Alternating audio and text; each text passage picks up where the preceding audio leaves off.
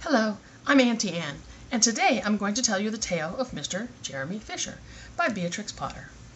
Once upon a time there was a frog called Mr. Jeremy Fisher. He lived in a little damp house amongst the buttercups at the edge of a pond. The water was all slippy-sloppy in the larder and in the back passage, but Mr. Jeremy liked getting his feet wet. Nobody ever scolded him, and he never caught cold. He was quite pleased when he looked out and saw large drops of rain splashing in the pond. "I will get some worms and go fishing and catch a dish of minnows for my dinner," said Mr. Jeremy Fisher. "If I catch more than 5 fish, I will invite my friends, Mr. Alderman Ptolemy Tortoise and Sir Isaac Newton. The alderman, however, eats salad." Mr. Jeremy put on a mackintosh and a pair of shiny galoshes. He took his rod and basket and set off with enormous hops to the place where he kept his boat. The boat was round and green and very like the other lily leaves. It was tied to a water plant in the middle of the pond. Mr. Jeremy took a reed pole and pushed the boat out into the open water. "I know a good place for minnows," said Mr. Jeremy Fisher. Mr. Jeremy stuck his pole into the mud and fastened his boat to it. Then he settled himself cross-legged and arranged his fishing tackle. He had the dearest little red float. His rod was a tough stalk of grass. His line was a fine, long, white horsehair, and he tied a little wriggling worm at the end.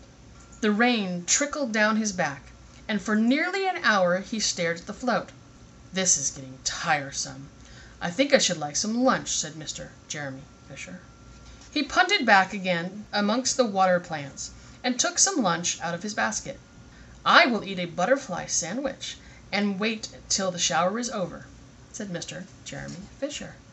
A great big water beetle came up from underneath the lily leaf and tweaked the toe of one of his galoshes.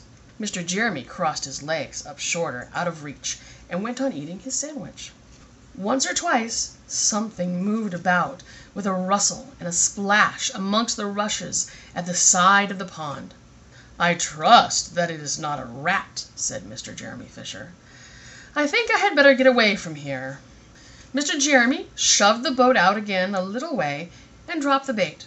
There was a bite almost directly, and the float gave a tremendous bobbit. "A minnow! A minnow! I have him by the nose!" cried Mr. Jeremy Fisher, jerking up his rod. But what a horrible surprise! Instead of a smooth, fat minnow, Mr. Jeremy landed little Jack Sharp, the stickleback, covered with spines. The stickleback floundered about the boat, pricking and snapping until he was quite out of breath. Then he jumped back into the water, and a shoal of other little fishes put their heads out and laughed at Mr. Jeremy Fisher. And while Mr. Jeremy sat disconsolately on the edge of his boat, sucking his sore fingers and peering down into the water, a much worse thing happened. A really frightful thing it would have been if Mr. Jeremy had not been wearing a mackintosh. A great, big, enormous trout came up, ker-plop, and with a splash, and it seized Mr. Jeremy with a snap. "Ow! Ow! Ow!"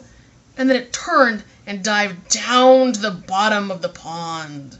But the trout was so displeased with the taste of the mackintosh that in less than half a minute it spat him back out again, and the only thing it swallowed was Mr. Jeremy's galoshes. Mr. Jeremy bounced up to the surface of the water like a cork and the bubbles out of a soda water bottle, and he swam with all his might to the edge of the pond. He scrambled out onto the first bank he came to, and he hopped home across the meadow with his mackintosh all in tatters.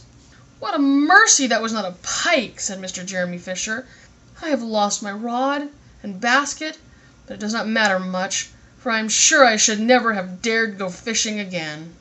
He put some sticking plaster on his fingers, and his friends both came to dinner. He could not offer them fish, but he had something else in his larder. Sir Isaac Newton wore his black and gold waistcoat, and Mr. Alderman Ptolemy Tortoise brought a salad with him in a string bag. And instead of a nice dish of minnows, they had a roasted grasshopper with ladybird sauce, which frogs consider a beautiful treat. But I think it must have been nasty. The end.